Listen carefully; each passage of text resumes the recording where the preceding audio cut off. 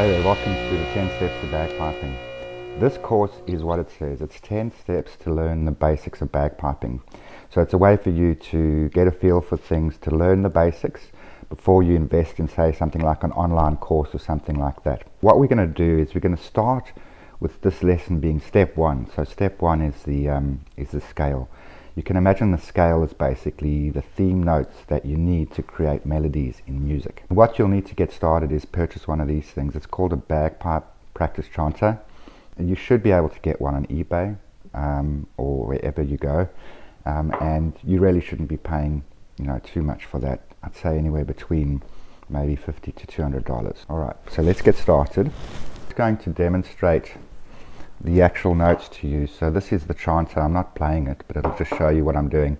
So basically, if you're right-handed, what you want to do is pick up the chanter and start at this bottom note here with the pinky of the right hand.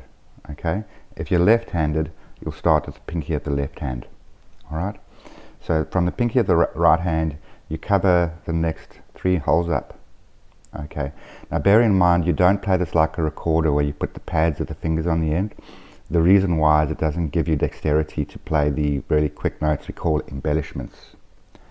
So there you go, it's those 4, and you've got another 3 holes coming up. You start with the ring finger of the left hand, okay, 3rd finger next hole up, 2nd finger next hole up. That's all the fingers on the front, and then on the back is a little hole at the back. You cover that with your thumb of the left hand. So basically that's what it looks like for low G.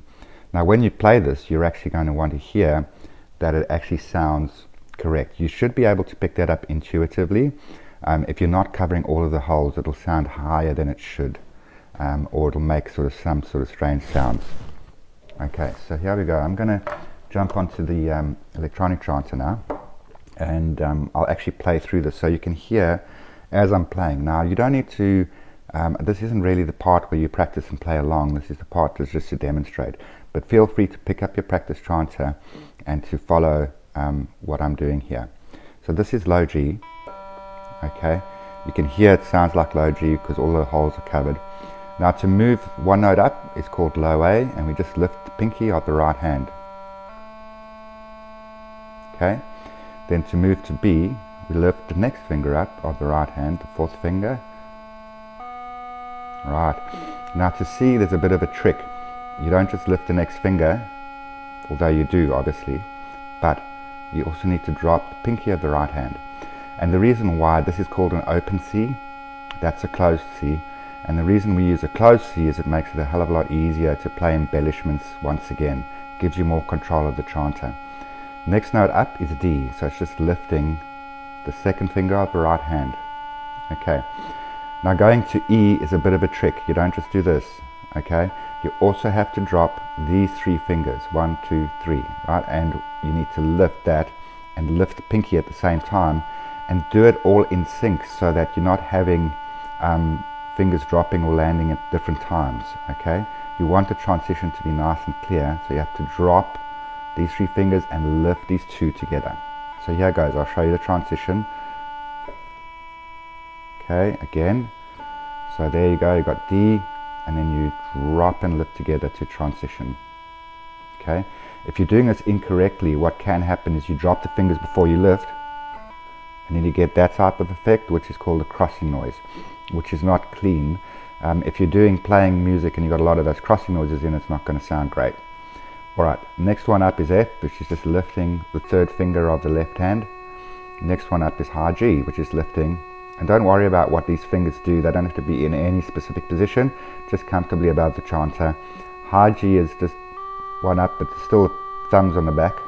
And then high is a little bit of a trick. You don't just do that, because then you've got this floating hand, which is probably quite useful if you're a piper. It gives you a chance to adjust your kilt and all the rest of it. But really what you need to do is be having your 4th finger, the left hand over there on the chanter, and that's high A. These 3 fingers on the bottom just stay there for all of those top notes. Coming down again, high G, F, E, D. Now when you see I went to D, I had to transition and drop the pinky. Down to C. Okay, into B I need to lift the pinky to transition. Alright, and then low A, and then low G. Cool. Alright, so that's it for the demonstration part. Now we're going to move on to the playing part. So I'm going to play this for quite a while, for a couple minutes, and you'll be able to follow along. I'm going to play it slow, and then I'm going to speed up the tempo.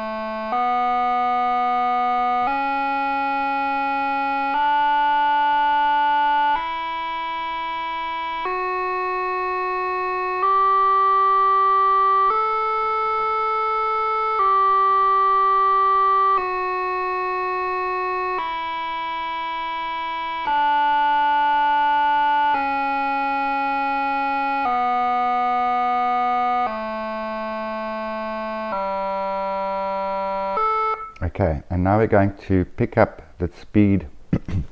Sorry. Okay, now we're going to pick up the tempo a little bit. So we played it slowly.